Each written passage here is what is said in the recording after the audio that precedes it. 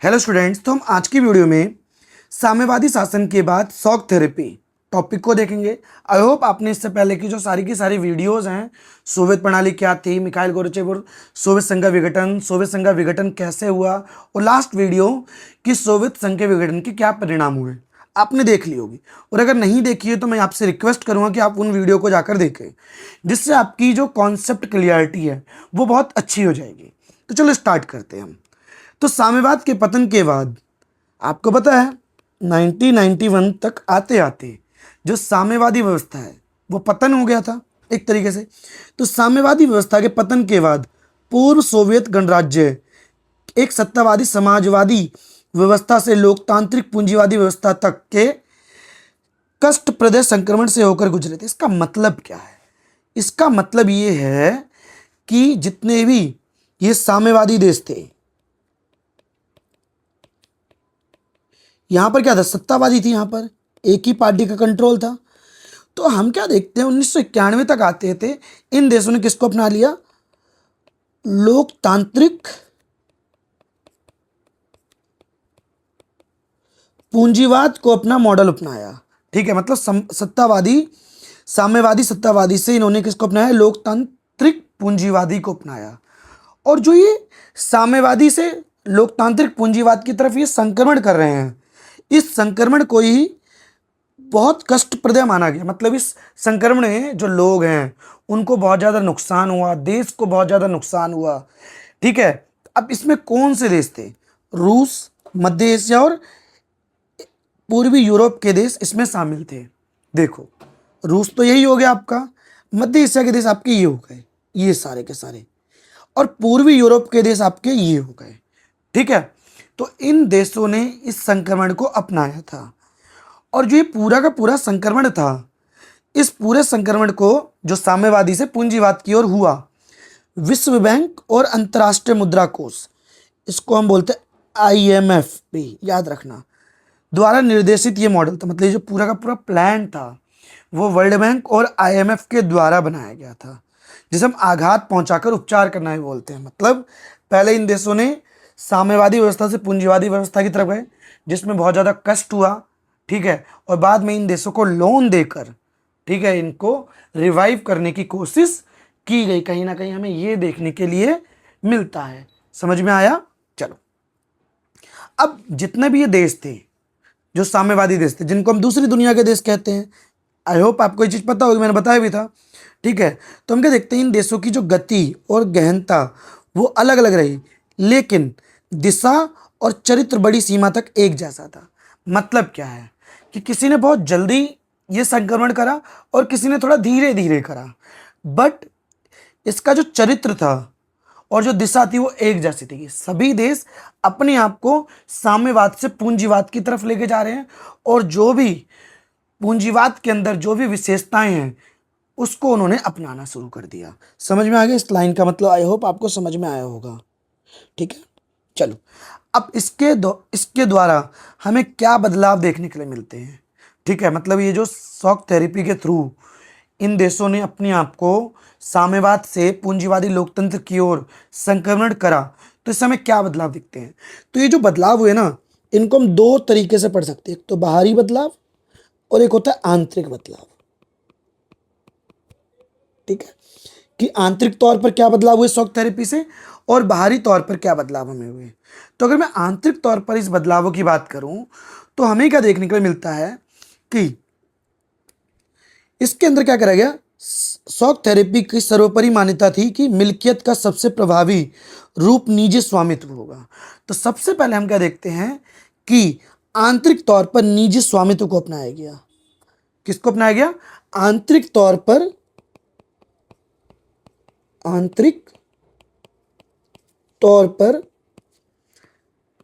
निजी स्वामित्व को अपनाया गया, प्राइवेट ओनरशिप जिसको बोलते हैं हम। ठीक है, जिसके अंदर क्या करा गया? राज्य की संपदा का निजीकरण कर गया। मतलब जो भी प्रॉपर्टी, जो भी संपत्ति राज्य के अंडर में आती थी उसका निजीकरण करा गया, और व्यवसायिक स्वामित्व के ढांचे को तुरंत अपनाने की बात शामिल थी। ठीक है, इसके अलावा सामूहिक फार्म को निजी फार्म में बदला गया। ठीक है, मतलब क्या था, जितने भी खेत होते थे वो सरकार के कंट्रोल में होते थे और सरकार अपने अंडर में लोगों को रखकर उस पर खेती कराती थी और लोगों को एक हिस्सा देकर बाकी सरकार अपने पास रख लेती थी। तो इसको पूरी तरीके से खत्म करा गया। ठीक है, और हम क्या देखते हैं, पूंजीवादी पद्धति से खेती शुरू करी गई, जो कि हमें पूंजीवाद के अंदर देखने के लिए मिलता है। तो आंतरिक बदलाव आपको क्लियर हुए। निजी स्वामित्व को अपनाया गया, जिसके अंदर राज्य की संपदा का निजीकरण करा गया और व्यावसायिक स्वामित्व के ढांचे को अपनाया गया। दूसरा, सामूहिक फार्म को निजी फार्म में बदला गया और पूंजीवादी पद्धति से खेती करी गई, मतलब जिसको जो उगाना है वो उगाओ। समझ में आ गया? अच्छा, ये तो हो गए आपके आंतरिक बदलाव। बाहरी बदलाव में क्या करे गए?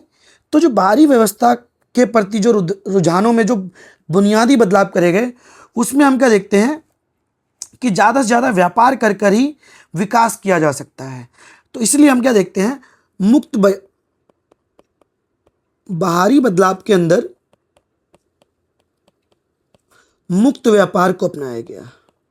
मुक्त व्यापार मतलब जितने भी सोवियत संघ के देश थे, पूर्वी यूरोप के देश, मध्य एशिया के देश, इन सभी देशों में मुक्त व्यापार को अपनाया गया और इनकी अर्थव्यवस्था को पूंजीवादी अर्थव्यवस्था के साथ जोड़ा गया मुक्त व्यापार के माध्यम से। मतलब वस्तुओं, सेवाओं, इन सब का हम क्या देखने के लिए मिलता है कि वस्तुओं और सेवाओं, इन सब का हमें क्या देखने के लिए मिलता है, पूरी तरीके से मुक्त व्यापार करा गया बिना किसी बाधा के, मतलब कोई भी रिस्ट्रिक्शंस नहीं होगी। ठीक है, देखो, मुक्त व्यापार को पूर्ण रूप से अपनाना जरूरी माना गया। ठीक है, और इसके अंदर वित्तीय खुलापन, मुद्रा की आपसी परिवर्तनता, मुक्त व्यापार की नीति को महत्वपूर्ण माना गया। तो अब सिंपल याद रखो कि बाहरी बदलाव के अंतर्गत विकास के लिए मुक्त व्यापार को सबसे जरूरी माना गया। और हाँ, ये जितने भी देश थे, इन देशों के आपसी गठबंधन को पूरी तरीके से समाप्त कर दिया गया और इन सभी देशों को हम क्या देखते हैं, सीधे पश्चिमी मुल्कों से जोड़ा गया, खासकर किससे, अमेरिका के साथ जोड़ा गया। ठीक है, मतलब अब आपस में अपना गठबंधन ना कर सके, ये कोशिश करी गई और सभी देशों को क्या करा गया, पश्चिमी मुल्कों से जोड़ा गया और खासकर अमेरिका से जोड़ा गया, ताकि दोबारा से ये अपना गठबंधन बनाकर एक ना हो जाए। ये कोशिश करने की या ये सुनिश्चित करने की कोशिश की गई। अच्छा, अब इसके परिणाम क्या हुए? भाई, शॉक थेरेपी को अपना तो लिया गया, अब इसके परिणाम क्या हुए? तो अब आपको तो लग रहा होगा भाई, पूंजीवाद की तरफ चले गए तो कहीं ना कहीं इनका जो सिस्टम है वो ठीक हो गया होगा, जनता भी अच्छी लाइफ जीना स्टार्ट कर दी होगी, लेकिन ऐसा नहीं है। अगर मैं इसके परिणाम की बात करूं शॉक थेरेपी के, तो शॉक थेरेपी के हमें बहुत ज़्यादा बुरे परिणाम देखने के लिए मिलते हैं। जैसे क्या? तो शॉक थेरेपी जनता को उपभोग के उस आनंद लोक तक नहीं ले गई जिसका उसने वादा किया था। समझ में आ गया? अब यही क्वेश्चन आ जाएगा कि आप कैसे कह सकते हैं कि शॉक थेरेपी जनता को उपभोग के उस आनंद लोक तक नहीं ले गई जिसका उसने वादा किया था। देखो, एक तो डायरेक्ट क्वेश्चन आ जाएगा आपका, क्या आएगा डायरेक्ट क्वेश्चन कि शॉक थेरेपी के परिणाम बताइए। शॉक थेरेपी के परिणाम बताइए। एक तो आपका ये डायरेक्ट क्वेश्चन आ जाएगा।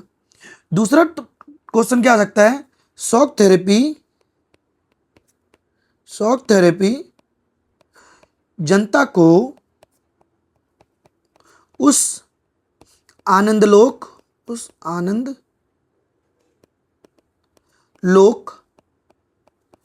तक नहीं ले गया जिसका उसने वादा किया था। ठीक है, ऐसे लगा देगा। आप कैसे कह सकते, आप कैसे कह सकते हो कि शॉक थेरेपी जनता को उस आनंदलोक तक नहीं ले गया जिसका उसने वादा किया था। समझ में आ गया ना? तो इस तरीके से क्वेश्चन आ जाएगा, तो आपसे परिणाम पूछ लेगा, लेकिन दोनों का जो आंसर होगा याद रखना सेम होगा। तो अब बात करते हैं एक एक करके सारे के सारे पॉइंट की।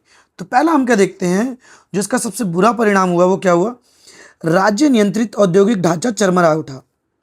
मतलब जितनी भी कंपनियां थी, जितने भी उद्योग थे, वो सारे के सारे किसके कंट्रोल में आते थे, स्टेट के कंट्रोल में आते थे। सरकार के कंट्रोल में आते थे, वो सारा का सारा औद्योगिक ढांचा चरमरा गया, क्योंकि 90% उद्योगों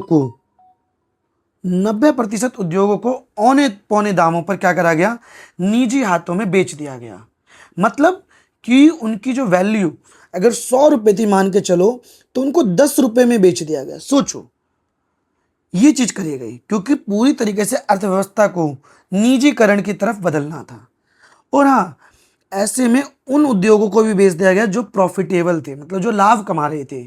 सोचो कितनी बुरी बात थी कि उन उद्योगों तक को बेच दिया गया जो लाभ कमा रहे थे, जो कि एक सबसे बड़ी कमी हमें देखने के लिए मिलती है, जिसे इतिहास की सबसे बड़ी गैराज सेल के नाम से जाना गया।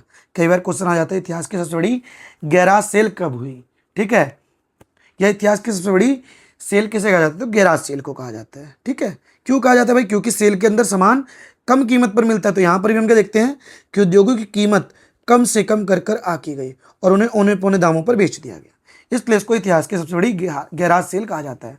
अच्छा, क्योंकि जितनी भी कंपनी थी वो सारी किसके कंट्रोल में थी, राज्य के कंट्रोल में थी। अब राज्य के कंट्रोल में थी मतलब उसमें जनता का भी अधिकार होगा। ठीक है, तो जब निजी स्वामित्व में करा गया सभी कंपनियों को, मतलब प्राइवेट हाथों में बेच दिया गया, तो सभी नागरिकों को भी क्या गया, अधिकार पत्र दिए गए, मतलब कि आम जनता को भी मालिक बनाया गया। जब ये सिस्टम टूट गया तो थोड़ा थोड़ा शेयर आपको भी, जनता को भी दिया गया। लेकिन उस समय जनता के पास पैसों की बहुत ज़्यादा कमी थी, तो हम क्या देखते हैं कि बहुत सारे जो धनवान लोग थे उन्होंने क्या करा, काला बाजारी के हाथों इन अधिकार पत्रों को क्या करा, खरीद लिया। क्योंकि उनको पैसों की जरूरत थी, तो उन अधिकार पत्रों को उन्होंने खरीद लिया और इससे हम क्या देखते हैं, कुछ ही व्यक्ति उन कंपनियों के मालिक बन गए। ठीक है, तो पहला पॉइंट आप लोगों को क्लियर हो गया कि राज्य नियंत्रित औद्योगिक ढांचा चरमरा गया। क्यों चरमरा गया भाई, क्योंकि 90% उद्योगों को औने पौने दावों में बेच दिया गया। ठीक है, क्यों, क्योंकि भाई पूरी तरीके से निजीकरण की तरफ हमें बढ़ना था, पूंजीवाद की तरफ बढ़ना था, जिसे इतिहास की सबसे बड़ी गैराज सेल कहा गया, क्योंकि उद्योगों की कीमत बहुत कम आकी गई। दूसरा हमें जो देखने को मिलता है, रूसी मुद्रा रूबल के मूल्य में नाटकीय ढंग से गिरावट आई। दूसरा सबसे बड़ा परिणाम। ठीक है, पहला परिणाम आपको क्लियर हो गया।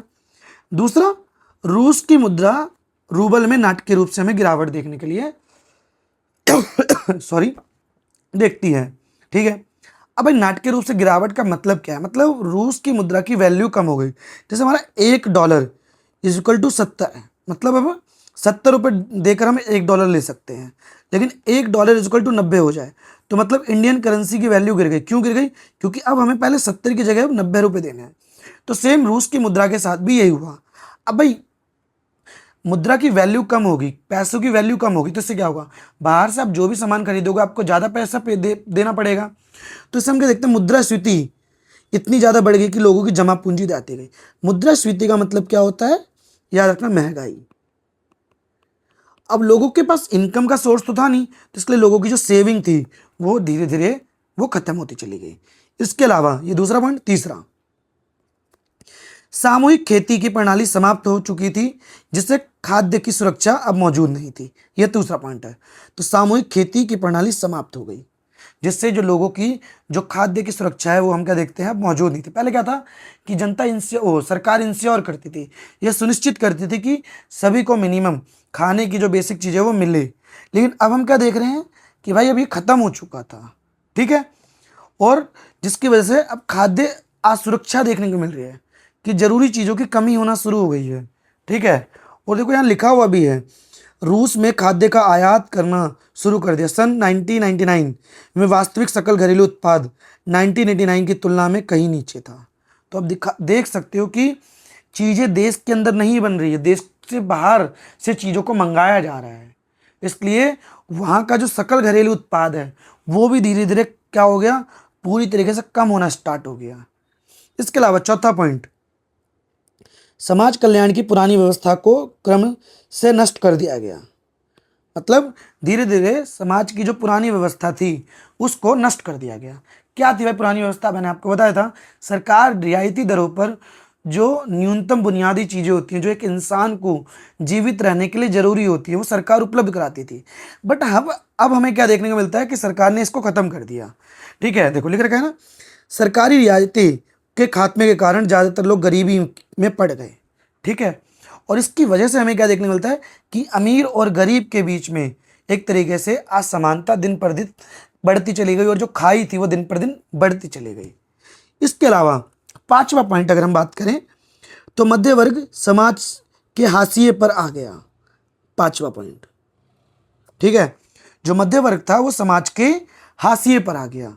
ठीक है, और हम क्या देखते हैं, जो ये वर्ग था, हम क्या देखते हैं, इससे कुछ जो लोग थे वो क्या करे गए, बिखर गए और बाहर चले गए, देश को छोड़ दिया उन लोगों ने।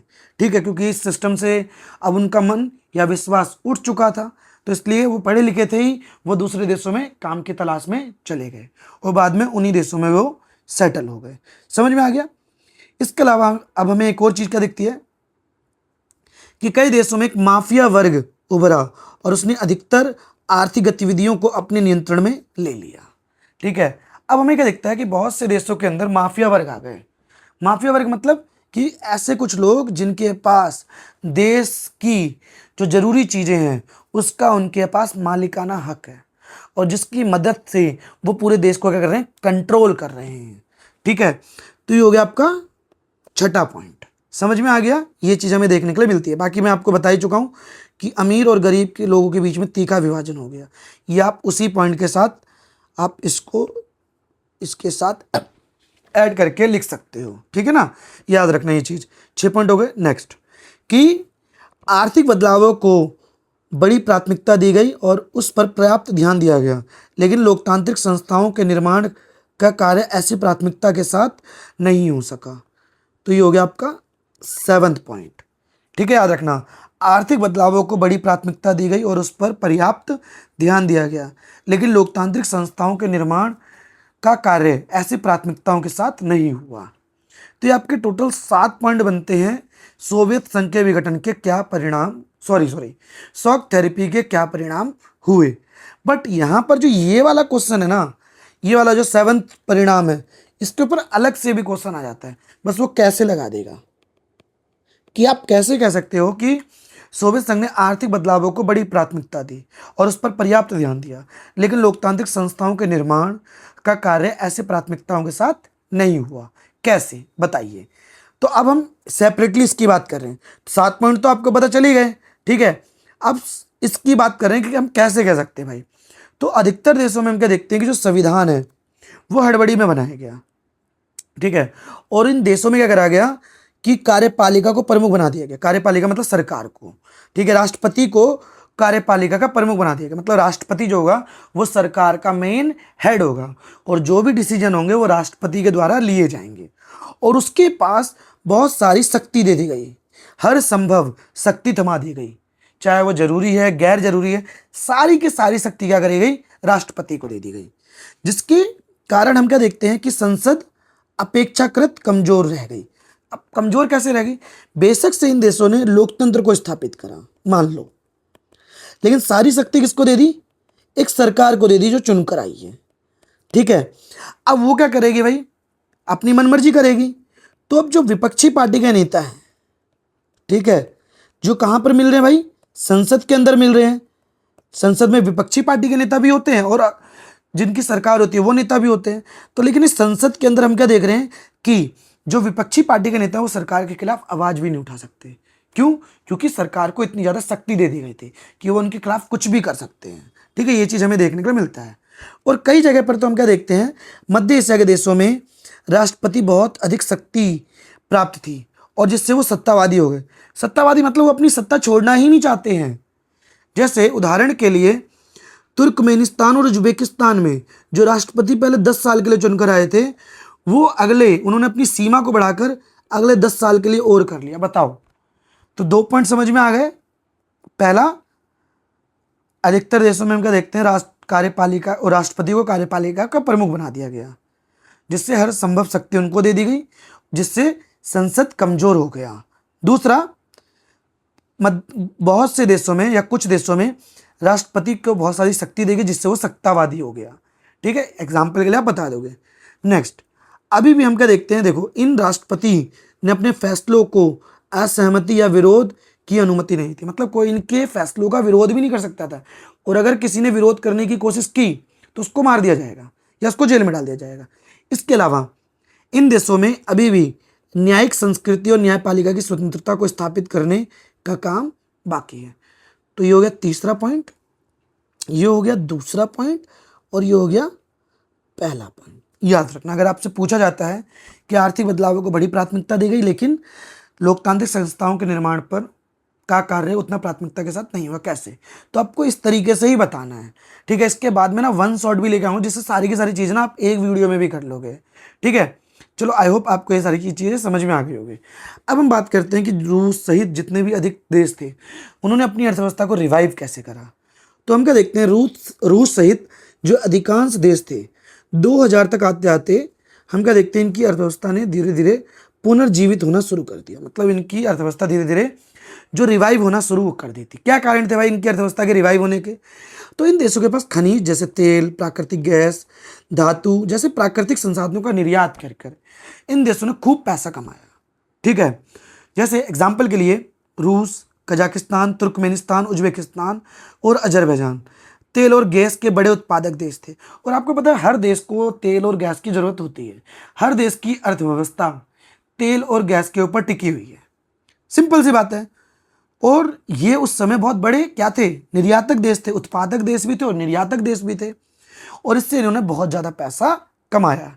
इसके अलावा बाकी देशों ने अपने देश में तेल की पाइपलाइन गुजरने के कारण फ़ायदा कमाया। इसका मतलब क्या है, मान के चलो एक ये देश है, एक ये देश है।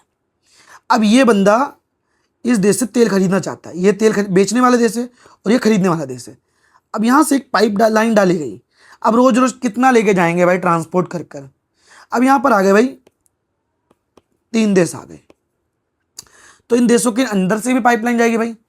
और भाई कोई भी अपने देश के अंदर से पाइपलाइन जाने क्यों देगा भाई? तो इन्होंने बोला भाई हम एक शर्त पे जाने देंगे, आप हमें रेंट दो, किराया दो। ठीक है, और इसके जो किराया मिलता था वो बहुत ज़्यादा होता था। ठीक है, साथ ही साथ इस एवज में किराया मिलता था जिससे उन्होंने बहुत फ़ायदा कमाया और एक हद तक विनिर्माण का काम भी फिर से शुरू हुआ।